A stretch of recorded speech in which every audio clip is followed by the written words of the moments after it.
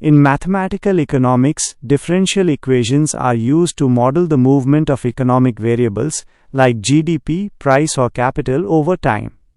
A third-order differential equation involves the third derivative of a variable, typically representing the rate of change of the acceleration of that variable. The complete solution to such an equation is composed of two parts: the complementary function y_c and the particular integral y_p. 1. The components of the solution. A. Complementary function y_c. Closing parenthesis. Definition. This is the solution to the homogeneous version of the equation, where the right-hand side is set to 0. Economic meaning. It represents the transient or deviation component. It shows how the economy behaves on its own, without external shocks. If y_c to 0 as t to infinity, the system is dynamically stable.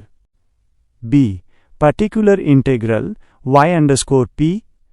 Closing parenthesis. Definition. This is a specific solution that satisfies the non-homogeneous part, the constant or functional forcing term on the right-hand side. Economic meaning.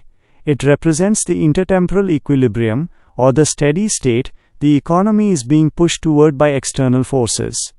C. General solution y. Closing parenthesis. Definition. The sum of the two, y of t equals y_c of t plus y_p of t. Economic meaning. The total time path of the economic variable, showing both its long-run equilibrium and its short-run fluctuations. 2. Practical example, a third-order growth model. Let y at t represent the national income. Suppose the dynamic adjustment follows this third-order linear differential equation. Step 1. Find the complementary function y_c. Closing parenthesis. Set the right side to 0. Y plus 6, y plus 6, y plus 6, y equals 0. We use the auxiliary characteristic equation.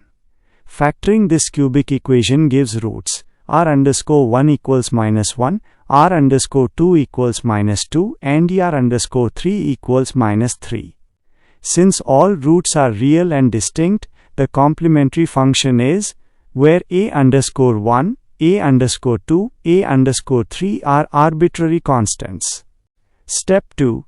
Find the particular integral y_p. Closing parenthesis.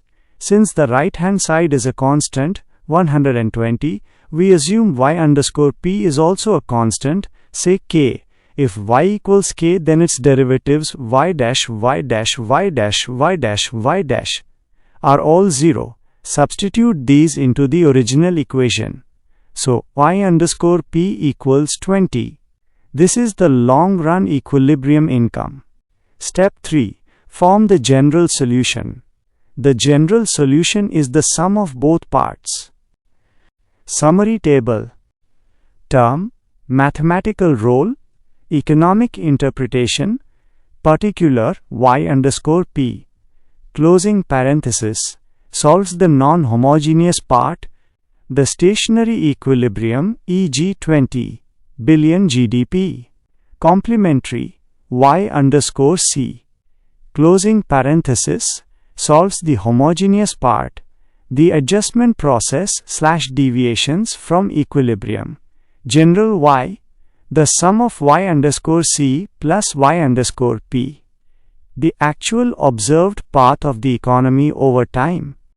Note on stability. In the example above, because all exponents in y_c are negative, -1, -2, -3, the terms e to the power of minus, e to the power of -2t, all go to 0 as time t increases.